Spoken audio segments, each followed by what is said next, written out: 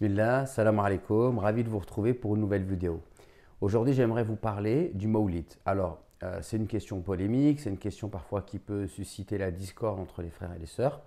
Et ce que je vous propose de faire aujourd'hui, comme on l'a déjà fait pour d'autres sujets polémiques, c'est d'essayer d'avoir un regard et d'essayer de comprendre les avis des uns et des autres. Alors, tout d'abord, euh, pour certains savants, le Mawlid Nabawi est un jour comme un autre et il n'y a rien à faire. Et ces savants-là considèrent même que commémorer ou fêter est une innovation blâmable. Alors, qu'est-ce qui leur permet de dire cela? La première chose, c'est tout d'abord que les fêtes en islam sont connues. Et donc, il y a la fête hebdomadaire du vendredi, il y a la fête de fin du ramadan, il y a la grande fête du sacrifice. Et on ne peut pas se permettre de rajouter une fête puisque les fêtes sont connues par la révélation. Et il n'y a aucun texte qui stipule que la naissance du prophète est un jour de fête. Euh, donc, toute personne qui va considérer que fêter la naissance du prophète, eh bien finalement tombe dans une innovation blâmable. Autre point important, c'est qu'en réalité, on n'est pas sûr de la date de la naissance du prophète. On n'est pas sûr à 100% de connaître la date. Ce dont on est sûr, c'est que le prophète est né un lundi du mois de Rabi' al-Awwal.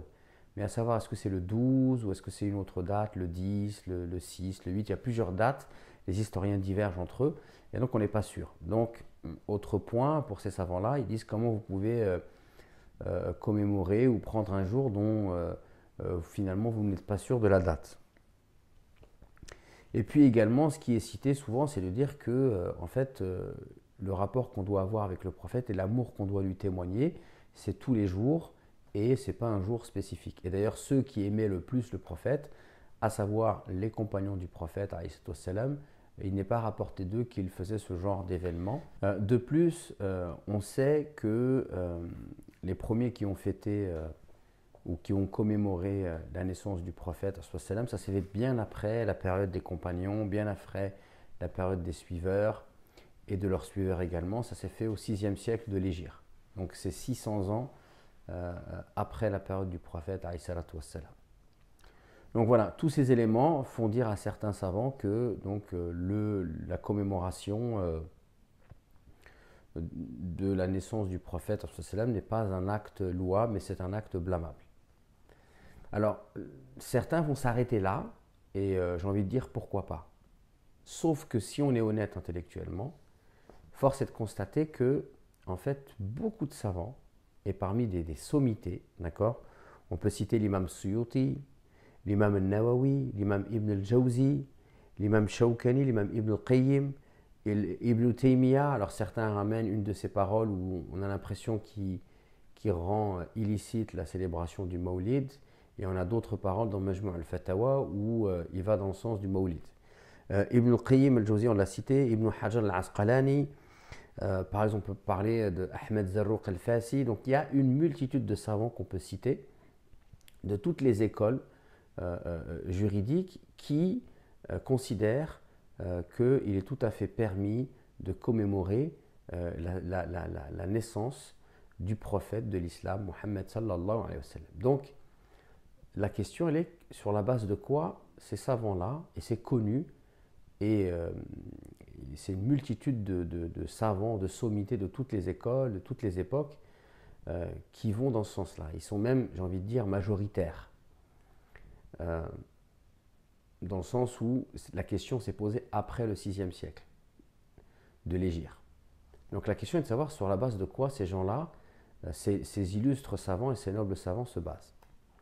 Alors, tout d'abord, pour eux, ce n'est pas une fête. D'accord? Pour eux, ce n'est pas une fête. Et donc, finalement, il y a un accord avec l'avis des premiers savants. On ne peut pas rajouter une fête en islam. Mais pour eux, c'est une commémoration, c'est un dhikr, c'est un rappel. Et d'ailleurs, le savant contemporain mauritanien qui s'appelle Mohamed Hassan Ould Deddo nous dit celui qui considère que c'est une fête, celui qui croit que c'est une fête religieuse, donc il tombe dans une innovation blâmable, puisque ce n'en est pas une. Par contre, nous dit-il, celui qui fait une nourriture ou celui qui met des beaux habits, alors la nourriture et les habits, cela relève des habitudes, et les habitudes, l'innovation ne rentre pas dans le cadre des habitudes de la vie mondaine. Alors, ces savants-là, en fait, ce qu'il faut savoir, c'est que chez les savants musulmans, il y a une différence d'approche par rapport à la notion d'innovation. Les savants qui sont défendeurs, qui défendent la première position de l'interdiction du Mawlid, ils ont un postulat de départ qui est de se baser sur l'approche de l'imam al-Shatibi dans la question de l'innovation. Et donc l'imam Shatibi considère qu'il n'y a pas de bonne innovation en islam, donc il réfute cette catégorisation. Et pour lui, l'innovation, elle est forcément mauvaise. Et là où certains voient des bonnes innovations, comme par exemple le fait de regrouper le Coran dans un seul livre, lui il appelle ça masalih al-mursala, c'est-à-dire un intérêt qui ne trouve pas de fondement clair dans un texte. Donc on voit qu'il y a une différence d'approche. Les autres savants, et ils sont ultra majoritaires, considèrent qu'il y a une bonne innovation en islam. Cela relève de l'époque de l'imam Shafi'i, qui divisait l'innovation en deux, la bonne innovation et la mauvaise innovation. Et ces savants-là ont considéré qu'après la mort du prophète, eh bien, il y aura tout ce qui va se passer sont des innovations, et ils vont classifier l'innovation finalement en 5 catégories. L'innovation obligatoire, l'innovation recommandée, l'innovation permise, l'innovation déconseillée et l'innovation interdite. Donc ces savants-là, déjà, finalement, ils vont diverger du premier type puisqu'ils considèrent qu'il y a des bonnes innovations, ce qui n'est pas le cas des premiers. Donc déjà, ça ramène un élément, si vous voulez, qui vient enrichir le débat. Deuxième chose, c'est que finalement, à travers cette approche, les deux écoles vont prendre les mêmes textes et vont les comprendre différemment. Par exemple, lorsque le prophète nous dit, Man ahdatha fi amrina hada ma laysa minhu fahuwa radd, celui qui innove dans notre affaire, c'est-à-dire dans la religion, ce qui n'en fait pas partie, cette chose est à rejeter. Ceux qui considèrent qu'il n'y a pas de bonnes innovations, ils ont pris ce hadith et lui ont donné un sens absolu, et ils ont dit donc qu'il n'y a pas de bonne innovation en islam. Les autres vont dire, non, lorsque le prophète dit celui qui innove dans notre religion, ce qui n'en fait pas partie, est à rejeter, eh bien ils disent que ce hadith-là, il peut se comprendre d'une autre façon en disant que donc le prophète a bien rejeté ce qui n'en fait pas partie. Donc par induction, on peut dire que celui qui innove dans notre religion, ce qui en fait partie, du point de vue de ses finalités, du point de vue de ses valeurs, du point de vue des règles de la jurisprudence, des règles de la charia, alors cette chose est acceptée. Et à ce moment-là, ils vont se connecter à un autre hadith, Man sanna fil islam sunnatan hasana, celui qui va instaurer une bonne tradition en islam. Et c'est un hadith authentique, et vous pouvez faire l'expérience que dans le célèbre ouvrage de l'imam Nawawi, Les jardins des vertueux, Riyadus Salihin, vous avez ces deux chapitres qui se suivent, le fait d'instaurer une bonne tradition, une bonne sunna en islam, et le fait de blâmer l'innovation en islam. Et ces savants-là, donc, la première école, celle de Shatibi, va dire que lorsque le prophète dit que toutes les innovations sont un égarement et tous les égarements sont en enfer, eh bien, ils vont donner un sens absolu à cette parole, à ce tout, toutes les innovations. Et l'autre partie va dire toutes les innovations, ça fait référence aux innovations blâmables. Donc on voit bien qu'il y a deux approches possibles, et ces deux approches possibles, elles sont respectueuses des textes, et on ne cessera de le répéter, les sources scripturaires qui permettent cette diversité d'approches, et ce n'est pas un mal en soi.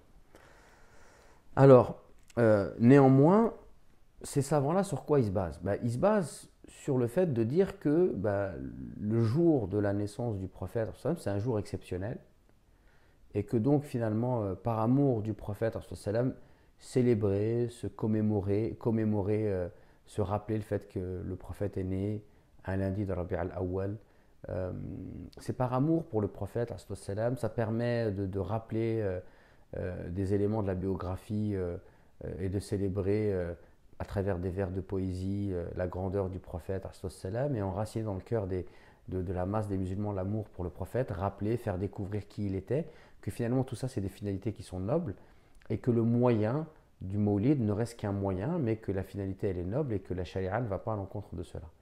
De plus, ils diront que le prophète, lorsqu'on lui a demandé pourquoi il jeûnait le lundi, il a répondu entre autres parce qu'il est né un lundi. Donc on voit bien que lui-même commémore sa naissance. Alors cette commémoration, elle est spirituelle certes, Mais il y a quand même, à travers ce hadith, le fait que le prophète jeûne le lundi parce qu'il est né un lundi, et l'idée de commémorer le jour de sa naissance. Et un autre élément aussi que je trouve magnifique, moi, c'est certains savants qui disent que on sait que Abu Jahl, il a son châtiment en enfer qui est allégé tous les lundis parce que le jour où le prophète est né, euh, eh bien, il a été joyeux de la naissance du prophète, alayhi wassalam, et il a fait un don ce jour-là.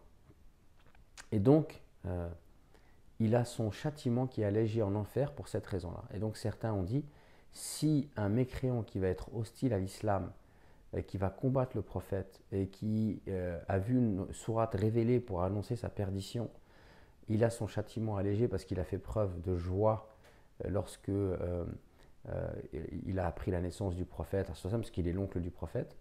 Alors, que dire donc du croyant qui va éprouver de la joie et qui va commémorer ce jour de la naissance du prophète? Donc tout ça pour dire que la question elle est ouverte. Ce n'est pas une question qui mérite finalement d'avoir autant d'opposition. Peut-être que ces deux avis qui sont divergents, finalement ils s'enrichissent mutuellement l'un l'autre, puisque l'avis interdisant le Mawlid rappelle finalement que ce n'est pas une fête religieuse, et ça évite de tomber dans une forme d'innovation blâmable. L'avis qui interdit le Mawlid rappelle aussi peut-être que dans la manière de célébrer le Mawlid, il peut y avoir des excès, il peut y avoir du folklore, et il faut savoir s'en prémunir. Et l'avis qui interdit le Mawlid aussi rappelle peut-être que finalement l'amour du prophète c'est tous les jours et que ce n'est pas le Mawlid uniquement, le jour où on doit penser au prophète, alayhi salatu wassalam.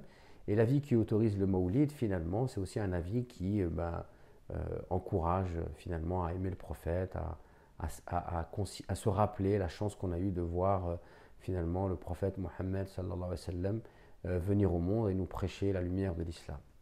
Donc cette vidéo-là, elle n'est pas là pour vous inviter à changer d'avis, mais simplement à mieux nous comprendre les uns les autres pour éviter les positions sectaires et puis peut-être cultiver le respect de la diversité et la bonne entente et l'amour entre les croyants. Wa barakallahu fikum.